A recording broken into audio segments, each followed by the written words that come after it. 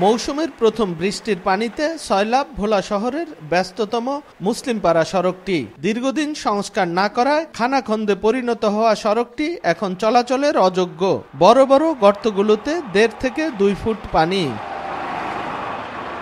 শহরের অন্যতম আবাসিক এলাকা ওয়েস্টার্ন পাড়ার সড়কটি এক যুগেরও বেশি সময় সংস্কার করা হয়নি। সামান্য বৃষ্টিতেই পুরো রাস্তা পানিতে তলিয়ে যায়।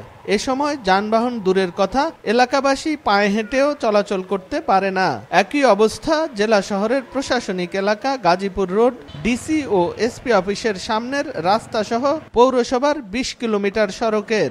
এছাড়া পৌরসভার আরও 45 কিলোমিটার রাস্তা সংস্কারের অভাবে অনেকটাই চলাচলের অনুপযোগী। বর্ষা আসার সাথে সাথে আমাদের দুর্ভোগ বাইরে গেছে। এলাকায় মুসলিম পাড়ার কথা বলে রিক্সা পর্যন্ত আসতে যাচ্ছে না এই ভাঙার কারণে। পৌরসভার সব রাস্তায় ভাঙা, অনেক সময় রাস্তাঘাট ডুবে থাকবো, চাকু ডুবে যা, মোটরে পানি ঢুকে। মেয়র এটা এসে দেখে গেছে, কমিশনার দেখে গেছে, কিন্তু তারপরে এটা কোনো কাজকরণ হইতেছে না। চলাচল অযোগ্য 12টি রাস্তা সংস্কারে 20 কোটি টাকার প্রয়োজন, কিন্তু সাবেক মেয়র পৌরসভার তহবিল শূন্য রেখে যাওয়ায় সরকারের বরাদ্দের অপেক্ষায় রয়েছেন বর্তমান প্রশাসক।